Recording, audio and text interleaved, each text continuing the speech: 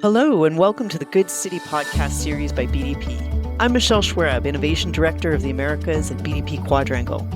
In this series, we explore how design can help cities tackle their biggest challenges and create better places for people and the planet. Today, we explore Toronto's rapid growth and what it means for the city and its future. Rather than asking how to accommodate growth, we consider what growth can offer: stronger communities, better infrastructure, and a more resilient, inclusive urban environment. Today I'm joined by the authors of the Good City paper from Toronto. We've got Sharon Hurdle, Principal, Hurdle Planning, Lecturer at TMU, Waterloo, and York Universities, and Haram Labishkakni, Senior Architect and Director of Design from BDP Quadrangle in Toronto. Welcome to both of you. Hey, Michelle. Great to be here. So I have personally lived in Toronto most of my life. My family, like so many others, emigrated to Toronto. I understand that Toronto is about 50-50 people that have been born here and people that have come from other places. And I was recently looking at images of the skyline when I first moved here compared to what it is now. And it is a totally different place. The density, the traffic, the noise, the skyline. I had family living out in Scarborough, and I remember passing through pockets of forested areas to get there. So it really has been remarkable. It's now been a few months since you have written this paper. We've seen a lot of things happen in the city of Toronto, and our market has slowed down. We've got trade wars. We've got an affordable housing crisis. Just so much uncertainty and polarity. It almost seems like a decade of change since the paper was published. So I'm really looking forward to talking to you about this, because here in Toronto, we've had this extremely long period of growth and change, and your paper takes a look at the results of this rapid growth and really focuses on how to leverage growth to improve urban living. And so it feels like a really good time to stop and take a look at where we're at and how we got here and how we might reset moving into the next phase of our city. So with that, I'm going to start with you, Sean. And I wanted to just ask you if you could talk a little bit about Toronto's urban experience and how it has changed with the growth over the years. Thanks, Michelle. I think we've taken growth for granted in Toronto for a number of years. It's what I'd like to call a great problem to have. In society, we have a lot of problems, but you want the good ones. Congestion, growth, crowding, those are a sign that you're a place where people want to be. And that's a good problem to have.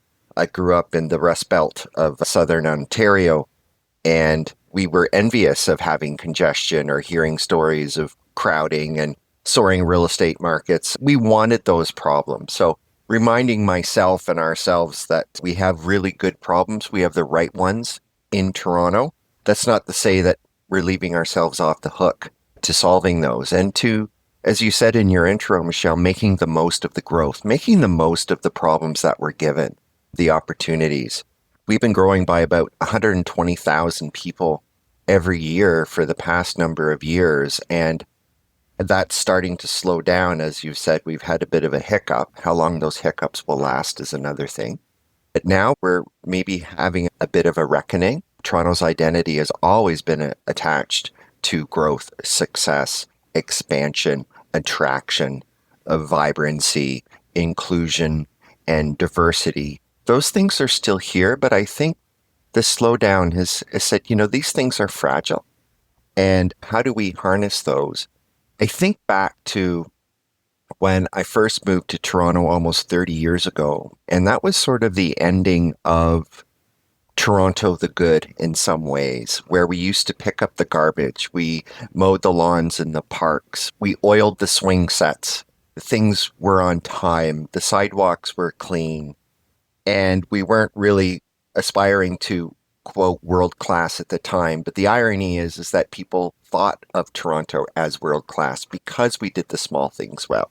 Now that we're doing the big things, the number of cranes in the sky rival Dubai up until recently, and the garbage cans are overflowing, the streets are dirty. I think the sewer grate across the street from my house has not just this year's leaf litter, but I think it has last year's leaf litter in it, and it's not draining very well. And then this isn't me being negative, right? But it's me being, realistic as to the opportunities and the perils of growth and the types of cities that you are when these things happen. So those are my initial thoughts. That may not be like a motivational poster, but that's what this planner and resident is thinking right now. But you're absolutely right, though, Sean. The quality of cities, it is about these little things and getting these little things right. And so I think that's a sort of an interesting take on some of the changes that happen and some of the growing pains. And I know, Haram, you've got some ideas about this. I'd love to hear your thoughts on it.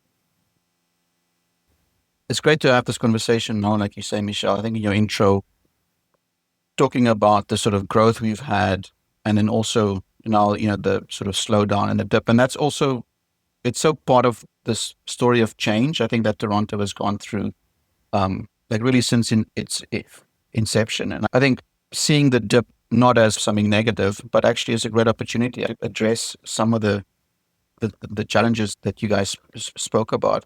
I think we're in a great moment, and I think the planners, designers, and the city builders of today is really in a point of having to make some good decisions on how we want to move this forward. So I think we all saw the growth as positive, but also some of the challenges that it brought, like not just around infrastructure that Sean talked about, but I think also like inequality has been a big issue yet. The growth has been driven by the market, which has been a lot of private sector housing, which becomes part of a system that often leaves out people that really can't step into this for various reasons. And it's often people that are newcomers to the city, people that are starting their career, starting their lives, like younger people. And I think there's a great opportunity to reset that. And hopefully we'll talk through that a little bit more in this conversation. Yeah, no, that's a good opening to that. I think let's build on that. So let's explore a little bit more some of these pressures that growth places on infrastructure, on housing, on public services. So what are some of these biggest challenges that Toronto is facing as it grows? Let's dig a little deeper into them and how these are being addressed. We've been sort of a city that's prided ourselves on being inclusive to everybody that comes here. But I think there's definitely a divide between the haves and the have-nots. And I think that's market-driven, and that's the thing that we really have to reset. A lot of the density came before the infrastructure really can support this.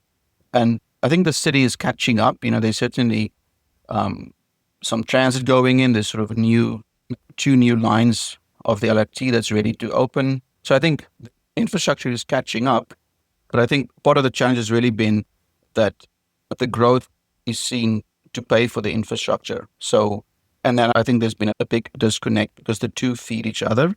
I think we definitely have to rethink that and like who actually pays for this, and is it just the private sector? Is it just the new people coming in? Is there sort of a new formula? And I think the city, and I think the province is also rethinking that. I think it was Sean who mentioned we have had the most cranes in the air, more than other places across all of North America combined, which was remarkable. And so we've been in this boom state, and it's been a couple of decades. A lot of the housing has been built by private sector. And as a result of that, we've been lumping more and more costs and responsibilities onto that group to the point where housing is becoming less and less affordable, which is then pushing people out of the market, which is very challenging. You look to places who have been able to keep up with the housing demand, and they've also had some input from the public sector also building housing. So I think that kind of finding that balance has been a really big challenge and something that we're starting to see changes on. And I wondered if you had anything to add to this. In the spirit of being positive, I think it's important to acknowledge that Haran was saying that a lot of this growth was market driven, which generally is a good thing, but it comes with perils. And we needed the infrastructure to support these 120,000 people per year and the cranes in the sky and the hookups to infrastructure and the parks and all of the other facilities. And we spent some time in our paper talking about DCs or development charges, which in the province of Ontario, like many jurisdictions, enables municipalities like Toronto to collect growth-related charges, which are essentially a levy on new dwelling units created that developers pay and then pass on to the purchasers. During the time of our very meteoric growth, development charges somewhat quietly doubled overnight. And so now a charge for a typical apartment or a condo, as we say here, or flat, as we would say in the UK, is about a third of the cost. So well over, 100 to $200,000 going to development charges alone. And there wasn't much pushback because the market was good and the market could absorb those costs because prices were continuing to rise and costs remained relatively stable. So that was okay. And now we have a moment of reckoning now that the market is in free fall. It's like, wait a minute, we can't do this. This isn't sustainable. So some municipalities around Toronto, including one of our largest cities in Canada, the city of Mississauga, directly to the west of Toronto, has frozen development charges and is basically saying, hey, we're going to have a DC holiday. We're not going to charge you development charges for a short period. I believe it's 2 years for certain projects that can deliver a certain type of housing, preferably on the affordability spectrum. So we're seeing this reaction and all eyes, like the record is scratching. Maybe you can add that sound effect in after. Everyone is shifting in the room, staring at Toronto, saying, okay, Toronto, it's your turn. What are you going to do? So that's one of the many sort of standoffs that we're having right now. And it's crickets, it's silence. Yeah, I was just going to add to that, Sean, really point. If the developer is not paying this, who is paying this? And I think that's really the conversation to have.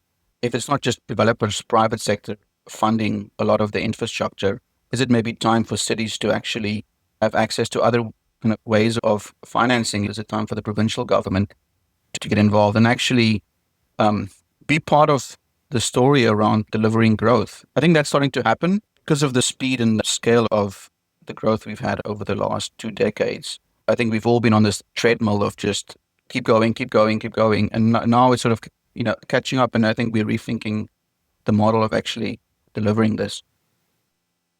Yeah, I think you're absolutely right. Like that description of being on a treadmill where we continue to speed up. And we've been very reactive. We haven't been able to stop and think about how we want to respond to the situation. Absolutely. Response is very different to reaction. And I think, we're also post-pandemic here, right? A lot has happened in the city, and the pandemic really exposed some of our rougher edges, some of the mental health challenges, affordability, missing middle, some of those missing services. And it allowed us to see where sort of wealth had been unevenly distributed across our city. And I think that was a real wake-up for all of us, a wake-up call for all of us. Now, building on this, we've seen some of the challenges that we've had as a result of this growth. We're starting to see some policy changes that are starting to come into place. So a lot of these issues have really stemmed from the amount of density that we've had being focused on about 10% of the city. We've got what we call these mixed use communities and these apartment neighborhoods where we're just putting in more and more density. And then we've got these sort of protected low density areas, what we call the yellow belt that you guys talk about within your paper, that is really untouched and has been protected. And I'm wondering if you could talk a little bit more about this, Sean, from a planning perspective, how Toronto is starting to reimagine its low density neighborhoods to accommodate what you'd call sort of a gentle density, a different kind of density to what we've been seeing the past 2 decades. Thanks, Michelle. If I can get listeners to imagine a land use map of Toronto, and the yellow belt is actually colored yellow on our land use schedule for corresponding with neighborhoods that are largely ground related. So you'd have single detached, semi-detached, row or link housing, and perhaps some very modest 3-story, 4-story walk-up complexes. And that's it. That is about 70% of our buildable area. Now, the rub is because of the low density residential character of these neighborhoods, as you were saying, Michelle, we've been losing 250,000 people thereabouts every census. So every 5 years, we lose 250,000 of our population.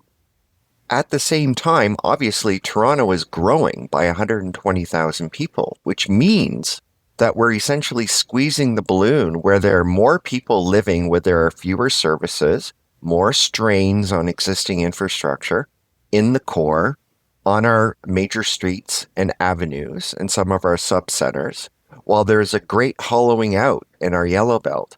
This is where community can be. This is where, the stereotypical families and kids playing in the street and kind of recapture that 1970s, early 80s magic of Toronto the Good, where people were playing ball hockey in the streets, notwithstanding the no ball hockey playing allowed signs everywhere. Seriously, those existed. Maybe you can flash a picture of those. So they're unaffordable and they've been deliberately, I think, protected. And now we're having a moment of reckoning. Add that to the list. So the city has wisely said, look, we have to open up the types and number of units that we can build in these areas so that more people can live in them, to make them more accessible, more practical.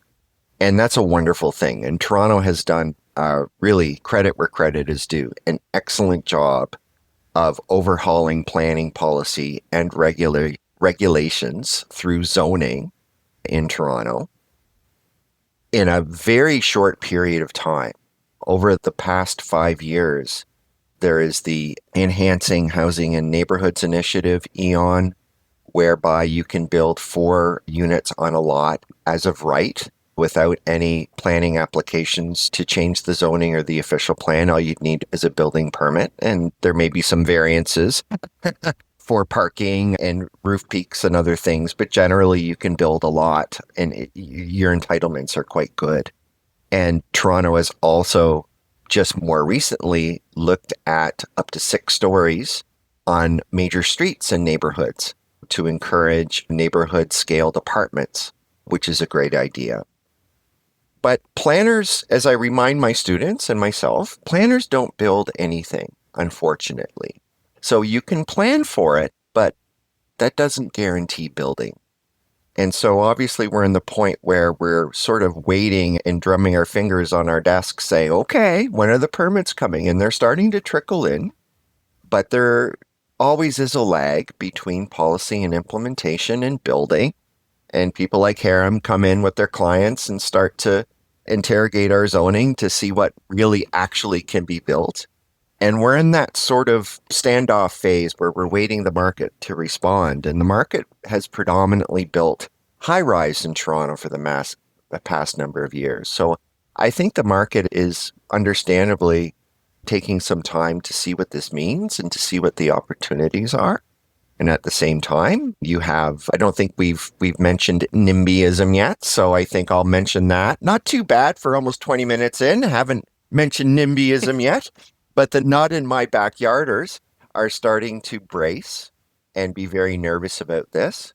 The short answer is yes, it's a very good thing that we're opening up our neighborhoods, but the market has to respond and it has to be enabled. And I think that Toronto needs to do a little more than just liberalize its zoning and official plan policies. I think we may need some more supports, maybe financial incentives. We do have some building kits that the governments are providing to help create more of a plug and play approach to densifying these areas, which I think is good, but it may take a little bit of time.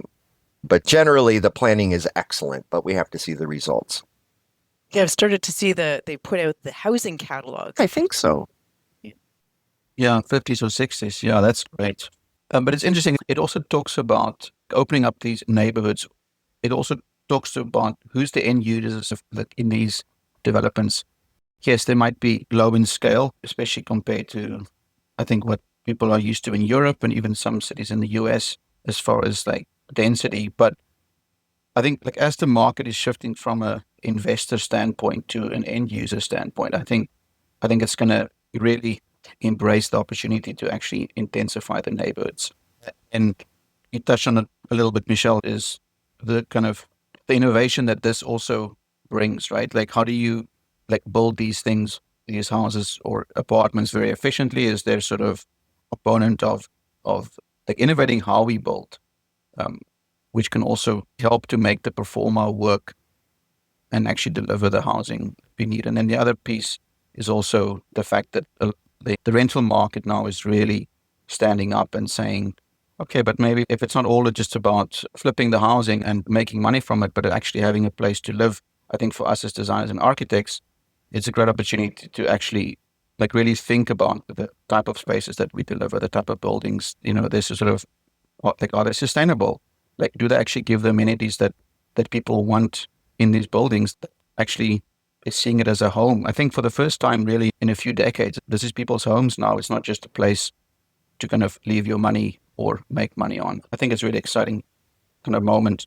Yeah, yeah, I agree with you, Harm. I think there's something about working at the scale of the neighborhoods, went to thinking about it in terms of the high rise. Absolutely, yeah. As I'm starting to see in my own neighborhood, starting to see Yeah. some laneway houses come into play, some garden suites, some people turning single housing into these multiplexes that you talked about. And I think it's a good time to be testing these tools. I think we're so used to going at a certain speed that there's a bit of an impatience to kind of make this take hold. I think because for us as architects and planners, we can see the vision of what would happen in these neighborhoods, start to have this sort of gentle density increased in these neighborhoods. Where you end up with more foot traffic, more eyes on the street, more communities. And yes, you also have the NIMBYism that Sean talked about, where people just don't want that to happen there. They want to protect their homes. But it's I think again, it points to some of the potential growing pains of people wanting things to stay as they are. But if there's one thing we're always guaranteed, it's that will continue to happen because we're going to continue to grow and thrive. That's just all of it. So linking up to this, I wanted to flip to the other end of them. So we talked a little bit about these high density areas. And one of the things that you noted in your paper, you noted that we're building some new infrastructure, some more transit is starting to be built. And so it leads us to this discussion of transit-oriented development. And there's more of these kind of schemes coming in. And I'm wondering if you could talk a little bit about this and the role you see these TODs, as they're called, playing in Toronto's continued growth strategy. And maybe I'd start with you on this one, Haram. Yeah, no, absolutely. That's sort of, it is really the other side of the scale, isn't it? And I think the challenge is really to make these areas also communities and neighborhoods that I think we all love about Toronto and like living in Toronto, right? In short, really the sort of premise is that if you put in the infrastructure, then the density will follow because it's on transit lines. It's really in sort of the leftover spaces of the city, so to speak. Some of it is in areas that is changing use, so from like mixed use or from industrial or commercial into mixed use communities. I think the challenge for us as city builders is really, it's not about fitting in the density, but it's like, what are these spaces and these places? Like, what's the character of them, right? Because they often happen sort of in a void in a way. They don't really respond to its context. They could almost be anywhere, and their neighbors are often the so-called yellow belt, so stable residential areas. And I think there's been some pushback in those neighborhoods on these kind of areas, but I think it's a key part of actually delivering the growth. I think the challenge is really just to make them great neighborhoods. And I think in this new sort of mindset that we're going into, I think it's a bit easier to imagine because they're not really just neighborhoods for people to buy, to invest, or to grow their portfolio. These are actually now communities where people want to live because it's close to transit, it's end users. So do we think about suites being bigger? Do we think about different kind of amenities that actually respond to both aging in place, kind of, like the older population, people that want to downsize, but also the kind of the families, the people that live like generationally with family groups. So it's not just about boxes in the sky, but it's actually about delivering homes where people can actually stay. Yeah, something where it's delivering some public value, right? Some building, community building, combined with financial feasibility. So those two things, making it affordable, making it for the people. I think one of the things I enjoyed about your paper is this idea of planning for flexibility as well and allowing for the unplanned in all of this, because it's, like I'm looking to you, Sean. It's like you're a planner. And so we go in, we plan these big neighborhoods, which, as Hara mentioned, they often have nothing around them. And so what are you responding to? And how do you do this? How do you create community where there isn't one? It's a big question. Yeah, that's an excellent point, and thanks for the invitation to respond. I know you were as Yeah, well, Sean, as a planner. yeah, I'm not exactly the most popular planner, even among my peers. Maybe for the jokes, but that's about it. Because we have to have a reckoning about planning. If you think about the most interesting or exciting or popular places in a city, not just Toronto, but generally, I challenge everyone listening, wherever you are, to close your eyes if you're not driving and to think, okay, what is an amazing place? I would bet that 90% that there is no plan for that place, that there was no policy that made it what it was. There was no vision for how it meant to be, certainly not a planning one, and it just happened. Now the irony is, right? That's the rub for planning because most of our most memorable and amazing places weren't planned at all, right? So a lot of things happen in spite of planning, not because of planning. I'm thinking of Kensington Market in Toronto. I'm thinking of a lot of amazing places in the Annex and Baldwin Street in the Grange, which is one of my most favorite neighborhoods in Toronto, and on and on and on. So, how can we make great places through planning, through visioning, through investing purposefully, deliberately in these places? And I think our major transit station areas or our TODs are not just an opportunity, but a necessity. We have to get this right. Because if you add up all of the units that now have as of right permissions, there's a potential to have 2 million people living in all about 150 of our major transit station areas in Toronto. Wow. And those people need schools, shops, parks. They need to get their teeth cleaned. They need places to go and life. These just aren't containers for people. Communities are where people live, right? So that's going to be the challenge of making a there. Right now, all we have are towers, podiums, and a short walk to transit, but that doesn't make a complete community. So that's a challenge. Yeah, that's interesting. You say like planning for flexibility. I think planning for the unplanned, right? Part of this is also involving everybody to allow for that flexibility. If it's not just the private sector developing this density, but if everybody's involved, if the communities are involved in the process, if the different levels of government is involved in the process, I think it actually delivers a much better place. And, like we've had some really good examples of that over the last decade in Toronto. Think of the sort of redoing of Regent Park, where it was really community driven, and then cities or different levels of government actually like working with developers. So not reacting against it, but actually saying all together, like really truly collaborate, because those communities are not places you can just come in and say, let's change it, because they are such strong community feel and kind of, like they've just been so part of the fabric of the city. And that's a Regent Park's example. The other example I can think of is the redevelopment of the Portlands, the Villiers Island that's coming, an infrastructure project that rethought the flow of the Don and how it goes into Lake Ontario and mitigating some of the flood issues that we had, but which then unlocked great opportunity to deliver a true mix of uses. And it's really all levels of government that was involved, federal, provincial, and then of course the city as well. So I think involving everybody is key to deliver the flexibility that Sean is talking about. Yeah, I think your piece about engagement, true engagement with the community, like I think about Regent Park that you mentioned, Haram, and I think about that community center. They built a pool there. And one of the things that happened was that it opens up onto kind of a plaza on the one side. It's all glass on one side. And there's a large Muslim community there. And the women, basically spoke out and said, well, we can't use this space because we can't be seen bathing. And so part of what happened in the design of the community centers, they designed it so that they have shades that come down, and then they worked with the programmers to make sure that there were times for women only swims. And this is what you get when you've got a really involved, committed community. And when you've actually done real consultation with the community, invited them to be part of it. And then, as you say, Haram, then they're there to protect what they've built because they've got skin in the game, right? Absolutely. Absolutely. It sounds obvious, but it's often overlooked is that we don't plan for buildings, we plan for people.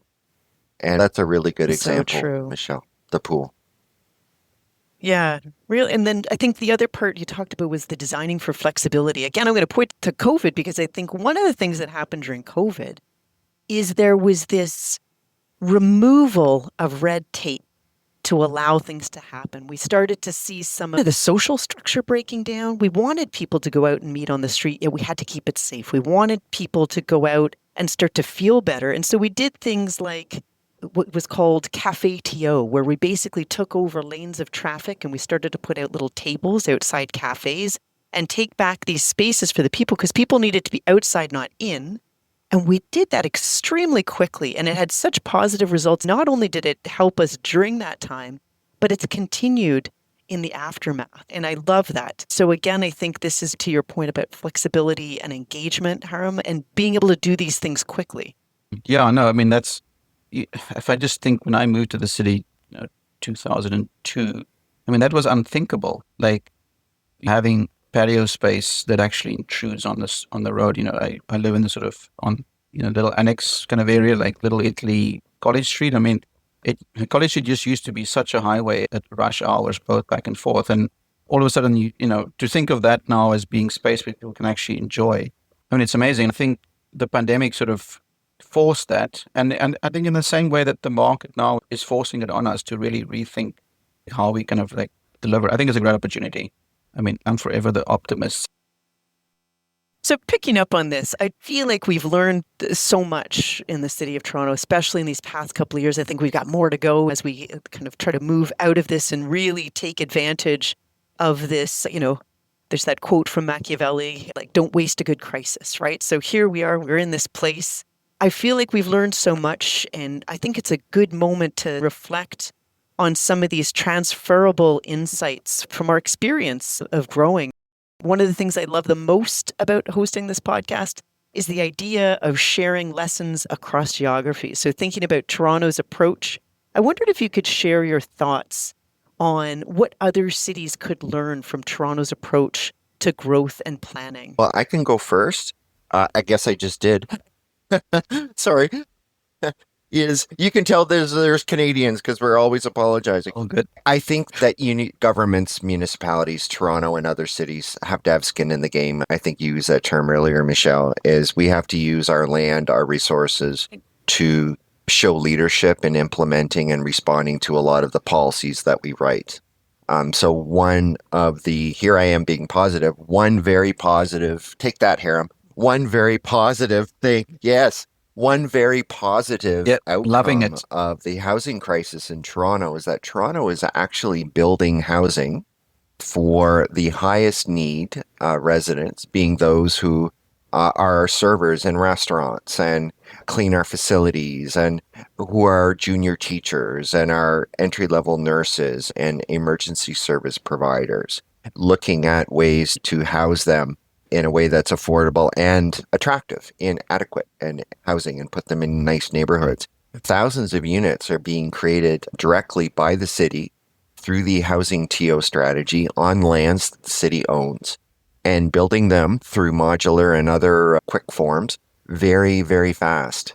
Now, if you look at housing starts, you talk about one of the things that has happened since our article is that the city of Toronto, I believe, someone can do the math at home and check me, is that most of the building permits for housing right now are actually directly resulting from City of Toronto building initiatives. So Toronto is actually one of the biggest builders in the city, and I see that as a very good thing, showing leadership, stability, and demonstrating that, if we want affordable housing, we too have to be part of the solution. So I think that's an excellent lesson and a good precedent. Yeah. And like all of a sudden the city is not just like reacting, but it's actually proactively, like you said, getting skin in the game. I think that's great. And like tied to that, is sort of the modern kind of like ways of actually delivering this housing. So I think us as designers, we're looking at like modular, we're looking at ways that isn't just the standard kind of concrete that we've been building with. There's obviously a whole sustainability angle as well with like carbon and just building much cleaner. I think is something that we're at the moment at, and I think that's something that I'm really excited about as a designer. I know Yeah, Michelle, it's music to my ears. yeah, no, yeah, I think it's interesting because some of what you're talking about here, what you're both talking about here, is really innovation. So the city saying, I have land, let's use that. If a third of the cost is development charges, probably the other third is the cost of land. So if the city's saying, let's build on my land, that starts to bring the affordability in line, or modern methods of construction.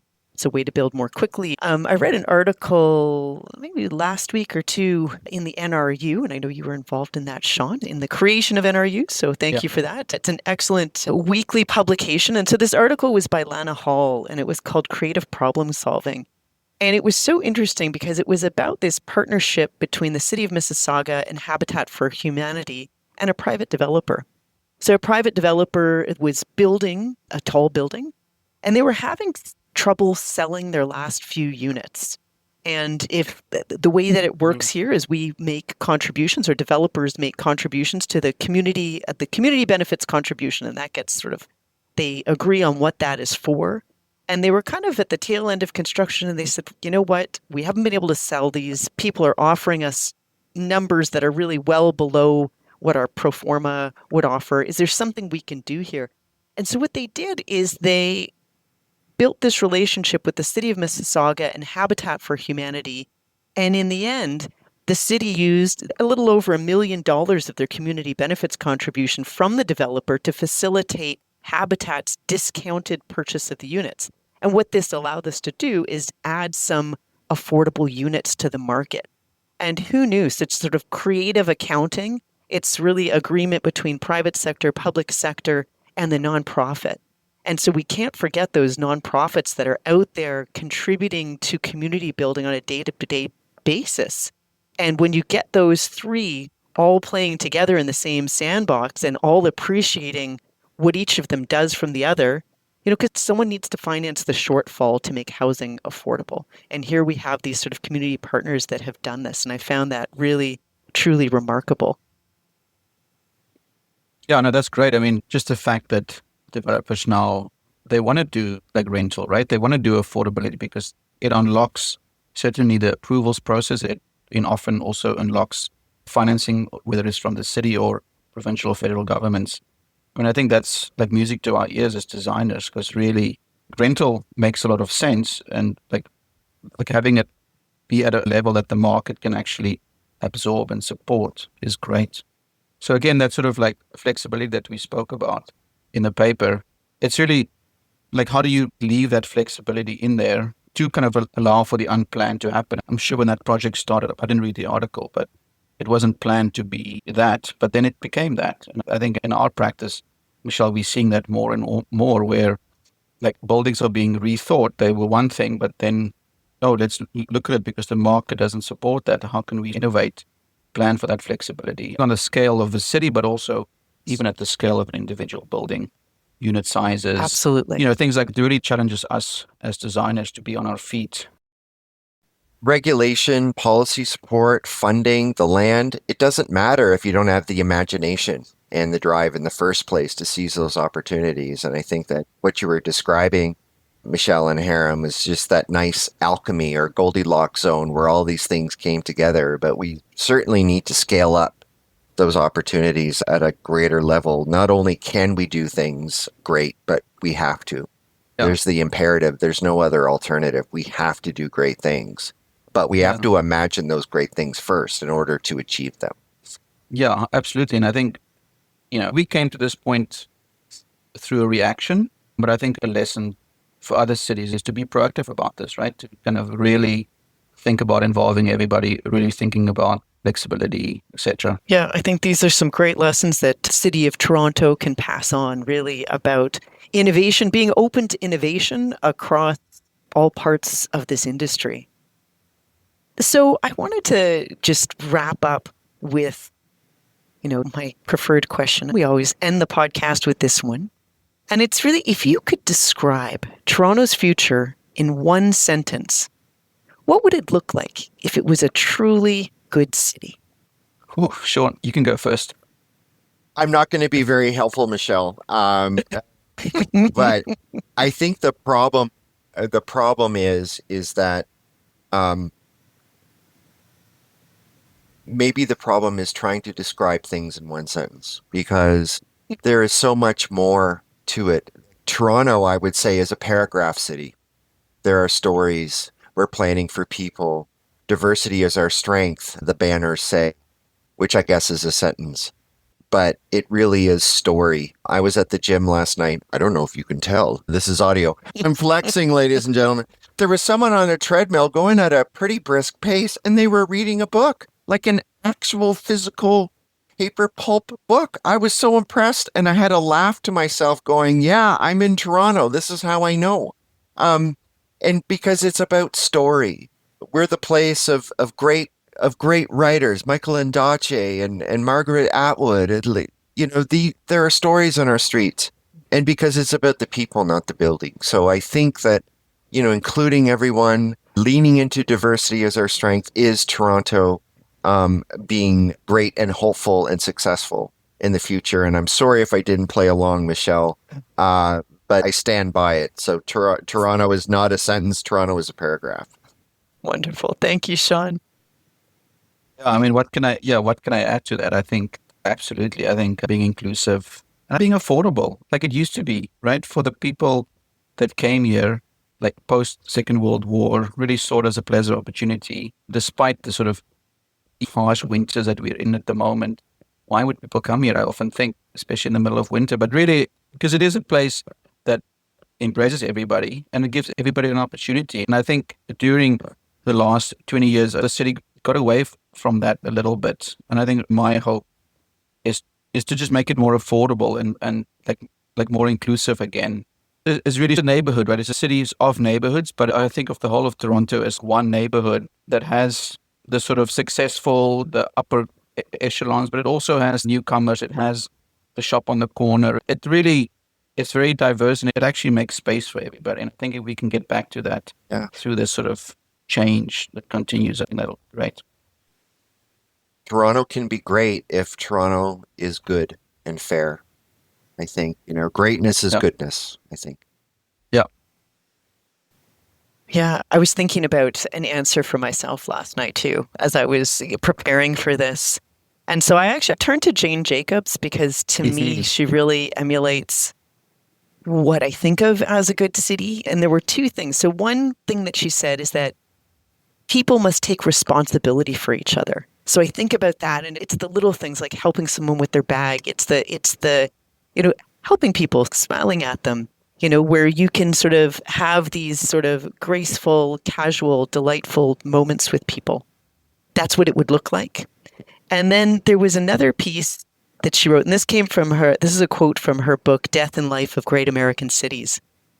And she said, cities have the capability of providing something for everybody, only because and only when they're created by everybody. And I think that is part of what you guys were trying to say in your paper, is that we need to include people in the creation of this story, in this paragraph that is Toronto. So I wanted to thank you both for sharing your vision and your ideas today. It was really a fantastic conversation. I really enjoyed it. And thank you to our listeners for joining us. To discover more, read the Toronto paper and explore the Good City Initiative at www.bdp.com/thegoodscity. Subscribe so you never miss an episode, and share it with anyone interested in building better cities. I'm Michelle Schwerab, and this has been the Good City Podcast, exploring how thoughtful design and planning can help cities grow with purpose and imagination. Thank you for listening.